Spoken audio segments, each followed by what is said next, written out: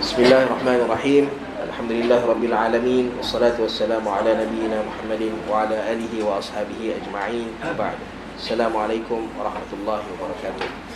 Baik, hari ini insya-Allah kita akan berkongsi satu hadis Nabi sallallahu alaihi wasallam daripada kitab Al-Adab min Sunan Abi Dawud As-Sijistani rahimahullah taala. Kita akan berkongsi satu hadis daripada kitab Adab dalam Sunan Abi Dawud As-Sijistani rahimahullahu taala, dalam bab fi husnil ishrah. Dalam bab macam mana kita nak membina hubungan yang baik dengan masyarakat di sekeliling kita. Kerana Nabi SAW, Nabi datang untuk bagi tahu kepada kita ani'budullah wa wajtanibut taghut. Nabi datang untuk supaya kita menyembah Allah Subhanahu wa taala dan meninggalkan sembahan-sembahan lain selain Allah Subhanahu wa taala. Nabi datang kepada kita untuk tunjukkan kepada kita bagaimana cara untuk beribadah pada Allah Subhanahu wa taala. Macam mana nak solat pada Allah taala, macam mana nak berzikir pada Allah Subhanahu wa taala, macam mana nak berdoa pada Allah Subhanahu wa taala. Okey. Dan pada masa yang sama, dan ini banyak yang diabaikan oleh manusia, adalah macam mana cara nak menjaga hubungan dengan sekeliling kita. Dan inilah juga yang dinamakan sebagai akidah. Akidah daripada perkataan aqada, ikat. So, ikat maksudnya kita ada ikatan dengan benda di sekeliling kita. Okay, apa ikatan kita dengan pokok? Apa ikatan kita dengan matahari? Apa ikatan kita dengan perempuan, dengan lelaki, dengan anak, dengan ibu?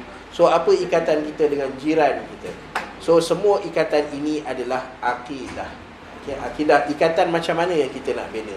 Dan ini juga dibawa oleh Allah Subhanahu wa taala dan Nabi sallallahu alaihi wasallam. Di mana Allah Taala sebut tentang Nabi sallallahu alaihi wasallam, laqad kana lakum fi rasulillahi uswatun hasanah. Pada Nabi sallallahu alaihi wasallam ada contoh tauladan yang baik. Qad kanat lakum uswatun hasanatun fi Ibrahim. Pada Nabi Ibrahim pun ada uswah hasanah. Allah Taala sebut wa innaka la'ala khuluqin azim. Ada kepribadian yang baik. Tujuannya adalah untuk kita tengok macam mana cara Nabi SAW membina hubungan dengan orang-orang di sekeliling dia. Maka dalam satu hadis Nabi SAW kata Abu Dawud rahimahullahu ta'ala, haddathana Uthman ibn Abi Shaybah qala haddathana Abdul Hamid yani Al-Hammani qala haddathana Al-A'mash Sulaiman ibn Mahran Al-A'mash an Muslim an Masruq ibn Ajda' an Aisyah radhiyallahu taala anha. Hadis ini daripada Ummu Abdullah Aisyah radhiyallahu taala anha.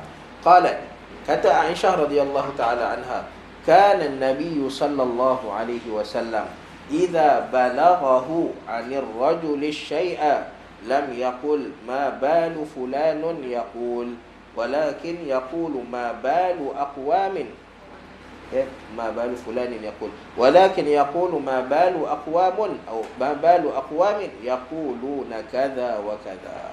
Okey. Baik, dalam hadis ini kata Aisyah radhiyallahu taala anha, kana Nabi sallallahu alaihi wasallam, Nabi sallallahu alaihi wasallam idza balaghahu 'anil rajuli syai'an. Nabi sallallahu alaihi wasallam adalah tempat orang mengadu kepada baginda.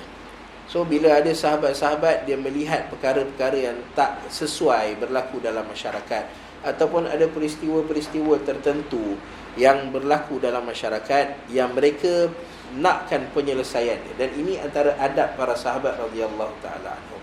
Mereka ni walaupun ada kematangan, ada yang lebih berusia daripada Nabi sallallahu alaihi wasallam, ada yang lebih banyak pengalaman dalam perang, pengalaman dalam perniagaan, pengalaman dalam manajemen berbanding dengan Nabi sallallahu alaihi wasallam. Tetapi apabila berlaku sesuatu situasi atau peristiwa, dan walaupun mereka tahu penyelesaiannya, tapi adab para sahabat radhiyallahu taala anhum, mereka akan pergi mengadu dulu, akan pergi bertanya dulu pada Nabi sallallahu alaihi wasallam. Okey, dan ini yang kadang-kadang kita terlepas pandang. Kita terlepas pandang bila berlaku sesuatu peristiwa, kita rasa kita tahu penyelesaian dia, tapi yang kita tak tanya adalah apa penyelesaian yang Allah Taala bagi pada kita. Apa penyelesaian dan cara yang Nabi SAW pandu pada kita untuk kita melakukannya. Okey. Lalu kata Aisyah, Nabi SAW bila kadang-kadang ada orang datang pada Nabi SAW menceritakan keburukan seseorang, menceritakan kesalahan yang seseorang itu lakukan, maka kata Aisyah radhiyallahu taala anha, Nabi tak pernah sebut salah ni perlu diperbetulkan. Okay, dan ini daripada hadis-hadis seperti inilah para ulama dia bawa keluar satu kaedah, la yajuzu ta'khirul bayan an waqtil hajah. Tidak boleh, haram untuk kita menangguhkan penjelasan dan penerangan pada waktu yang diperlukan. Okay, maksudnya bila ada orang buat salah, bila kita tengok ada orang solat dan kiblat dia salah, kita tak boleh tunggu sampai dia habis solat. Dia perlukan untuk diperbetulkan pada waktu tu, kita betulkan. Okay, orang yang tertinggal rakaat, kita kena bagi tahu pada dia. Okay, orang yang buat kesalahan-kesalahan tertentu, maka perlu untuk kepada teguran, maka hendaklah kita tegur. Okay, dan cara Nabi SAW bila menegur, Nabi SAW ada time Nabi tegur secara sembunyi-sembunyi, belakang-belakang. Tapi kalau kesalahan yang melibatkan maslahah ammah, yang perlu untuk sahabat lain tahu, sebab Nabi bawa syariat. Macam mana orang bawa syariat boleh main sembunyi-sembunyi, cakap, melainkan kalau ada masalah peribadi, maka Nabi akan panggil dia bersendirian. Tapi kalau masalah tu melibatkan masalah ammah, sebab tu antara hadis Nabi SAW pada kita adalah, kita kalau kita ada pendirian tertentu tentang sesuatu hukum ataupun benda yang kita rasa kita perlu buat, macam contoh benda yang melibatkan masalah ammah adalah boikot. Dia melibatkan ekonomi, dan ekonomi ini adalah maslahah ammah. Okay, dan maslahah ammah ini yang menentukannya adalah para pemerintah.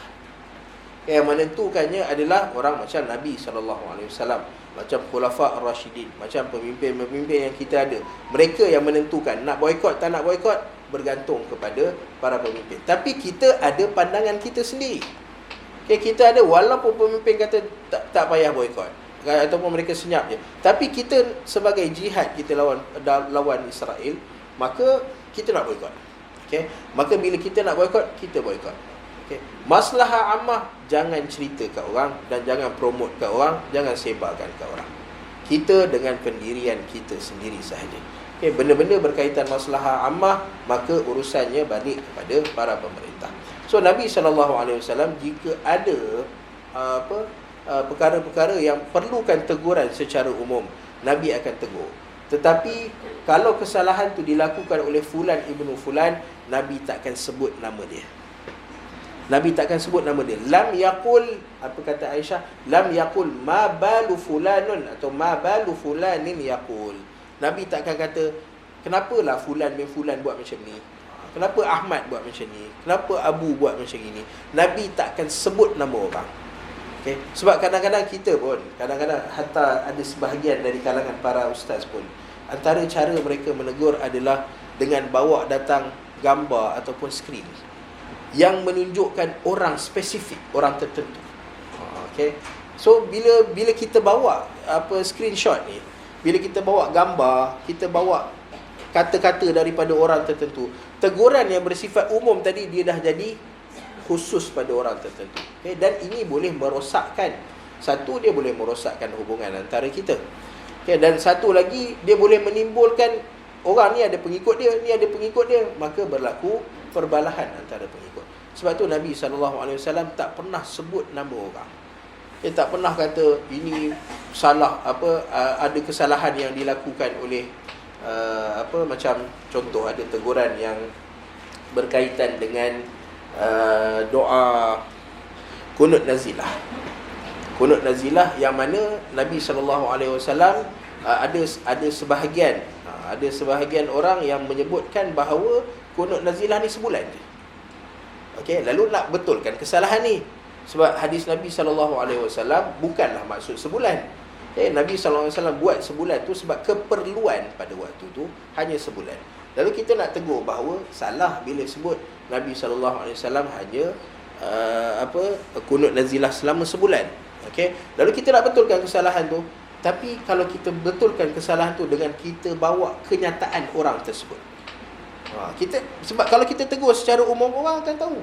Okey, hadis Nabi SAW berkenaan kunut nazilah selama sebulan tidak boleh difahami dengan buat kunut nazilah selama sebulan. Tapi kerana keperluan pada waktu itu untuk kunut selama sebulan, maka Nabi kunut secara sebulan. Kita cerita secara umum, orang dah boleh nampak dah.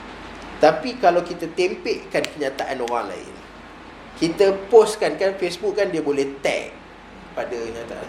So daripada maslahat umum yang kita nak cerita, dia dah jadi serangan khusus untuk orang-orang tertentu. So kadang-kadang kita punya niat yang baik untuk menegur tu, dia berubah menjadi, ni nak serang aku dah ni, nak buruk-burukkan aku dah ni. Nampak? Sebab tu Nabi SAW tak pernah sebut nama siapa-siapa. Nabi tak pernah tag siapa-siapa. Tag tak adalah, tapi nak bagi tahu bahawa tak pernah Nabi relatekan satu kesalahan yang Nabi nak tegur dengan fulan ibnu fulan. Tapi Nabi akan cerita secara umum. Nabi akan kata, walakin yaqulu ma balu aqwamin, atau ma balu aqwamun yaquluna kadza wa kadza. Tapi Nabi kata, bagaimana ada orang-orang tertentu, bagaimana ada sekumpulan manusia, supaya orang tak tahu siapa yang buat salah tu. Sebab teguran Nabi SAW adalah untuk dia melakukan perubahan. Tapi kalau kita bagi teguran secara spesifik, orang tu akan balas balik. So matlamat daripada teguran kita mungkin tak tercapai. Tapi kalau kita bagi teguran secara umum, macam contoh kita ada anak-anak kita, salah seorang daripada anak kita buat hal, lalu kita nak tegur. Kalau kita bagi spesifik, tengok abang sulung kamu tu macam mana bang, kan? So dia jadi apa? Simpanlah dendam, mak target kat aku, ayah target kat aku. Tapi kalau kita secara umum kita kata, mak tak suka kalau orang makan tak basuh pinggan. Kalau orang bangun tidur tak kemas katil dia, tak lipat selimut dia, pakaian bergulung-gulung atas lantai. So kita cerita secara umum. Kalau kita spesifikkan anak nombor 3, anak nombor 2 macam ni, so dia akan ada jiwa pemberontakan tu akan ada. Tapi bila kita cerita secara umum, maka tak tahu siapa yang buat. Anak-anak yang lain pun rasa, aku buat ke? Mungkin aku terbuat. Mak perasan ke macam ni. So nampak, Nabi SAW ajar benda seperti ini supaya kita dapat jaga hubungan kita dengan orang di sekeliling kita. Kerana kita sebut sebelum ni, antara orang yang baik keislaman dia adalah man salimal muslimuna min lisanihi wa yadihi. Antara min husni antara orang yang baik keislaman dia adalah orang Islam yang lain rasa selamat daripada lidah dan tangan dia. So bila dia jumpa orang ni, kata, orang ni baik ni, tak pernah tegur aku, padahal dah berapa banyak teguran yang dia bagi pada orang ni, tapi orang tu tak perasan. Orang tu tak perasan teguran untuk dia, sebab dia bagi teguran secara umum. So kalau orang selesa duduk dengan kita, orang selesa bergaul dengan kita, maka kita tahu orang rasa selamat dengan mulut dan lidah kita. Tapi kalau orang jumpa seseorang tu, dia kata, tak naklah duduk dengan dia, mulut dia laser lain macam, insurans ambil 5-6 insurans pun tak lepas. So kalau kita jumpa orang macam tu, maka kita tahu keislaman dia ada ketidaksempurnaan. Sebab tu kita jaga hubungan dengan orang di sekeliling kita. Walaupun orang tu kufur pada Allah Ta'ala ke, syirik pada Allah Ta'ala ke, pembuat dosa, pembuat maksiat, itu salah mereka. Tapi kita sendiri, jangan kerana mereka buat salah, kita juga buat salah. Jadi orang yang guna perkataan-perkataan kesat dan kasar pada mereka, mengaibkan mereka, so itu kesalahan pada diri kita. So sama-sama kita tengok diri kita, kerana tugas al-amru bil ma'ruf wan nahyu 'anil munkar, tugas dia adalah untuk kita kembalikan manusia, dakwah, ajak manusia kembali kepada Allah Subhanahu wa taala. Lalu jangan kerana ada tindakan-tindakan kita yang menjadi fitnah, yang menjadi sebab kepada matlamat tu tidak tercapai. Wallahu taala a'lam. Lalu kita tangguhkan dulu perkongsian kita pada pagi ini. Apa yang baik itu daripada Allah Subhanahu wa taala, Yang buruk itu tentunya daripada kekurangan dan kelemahan diri saya sendiri, maka kita tangguhkan dulu perkongsian kita dengan kafaratul majlis, dengan tasbih kafarah. Subhanakallahumma wa bihamdika asyhadu an la ilaha illa anta astaghfiruka wa atubu ilaik. Wa sallallahu ala nabiyyina Muhammad wa ala alihi wa ashabihi ajma'in walhamdulillahi rabbil alamin.